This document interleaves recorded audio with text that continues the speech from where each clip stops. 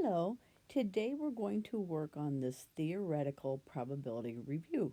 This is, of course, a review of a chapter or unit you've done in the past. So, first, let's go over a few vocabulary words.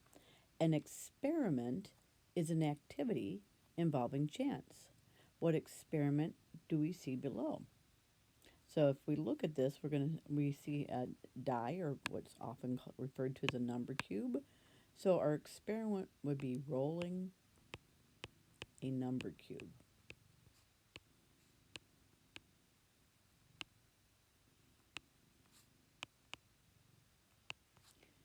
And unfortunately, you're going to find, I've discovered, unfortunately, there's typos that I did not correct. So this should have been, what experience do we see below?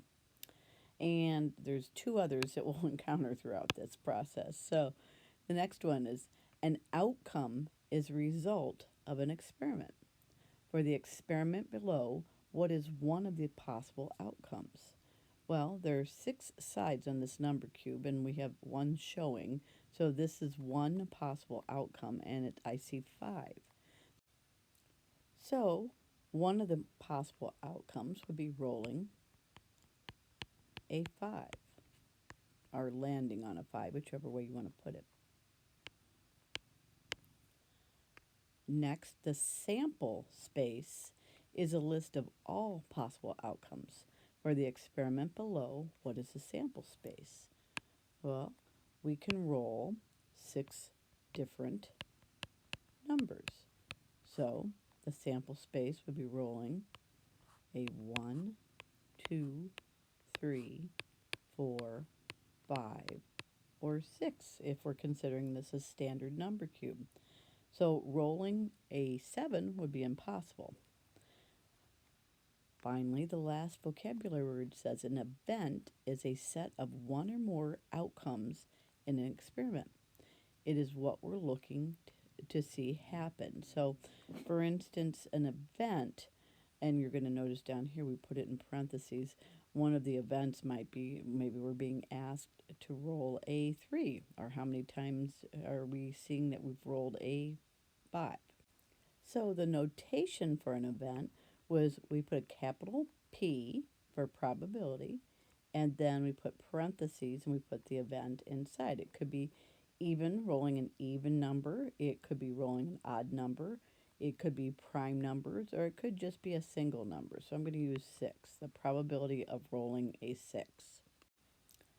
Theoretical probability is the chance or likelihood an event will occur. In theory, it is what we predict will happen.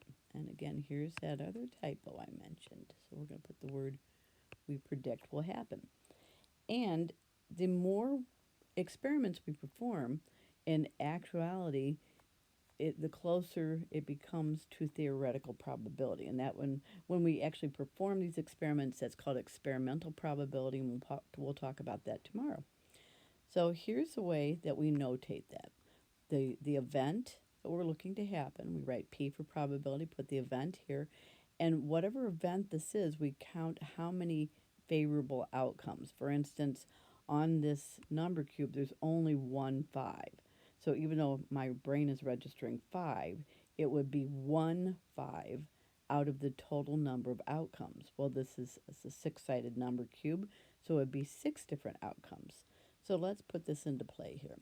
If you were to roll the dice one time, what is the probability it would land on 3? Well, there is 1 3 out of 6 sides.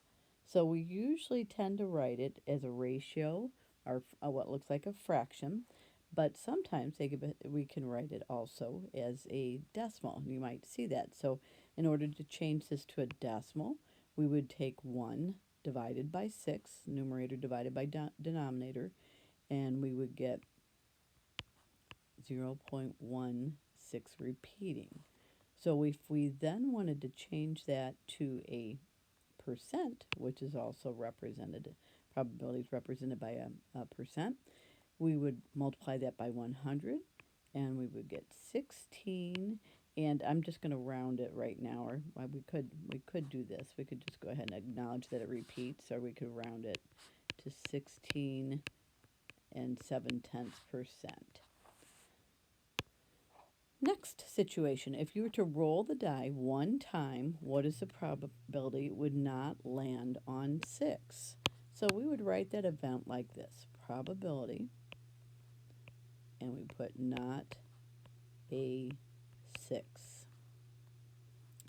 So the probability of not landing on 6, well, every number but 6 is not 6. So we would write 5 outcomes out of 6. And again, if we wanted to make that into a decimal, we'd take 5 divided by 6, and that would be 0.83 repeating. And again, if we wanted to write that as a percent, we would multiply that by 100, and we would get 83.3 repeating percent, unless we were given permission to round, and most likely we would. We could write this way. All right, our last event says if you're rolling a dice one time, what is the probability of it landing on an even number? And again, we'd write that as probability, and we'd put even in parentheses. Our event is rolling an even number. Well, we would have 2, 4, and 6. So that probability would be 3 out of 6. And more than likely, we would reduce that to 1/2. And if we wanted to make that into a decimal, we'd take 1 divided by 2, or 3 divided by 6, and we would get 5/10. And if we wanted to change that to a percent, we would write multiply by 100 and get 50%.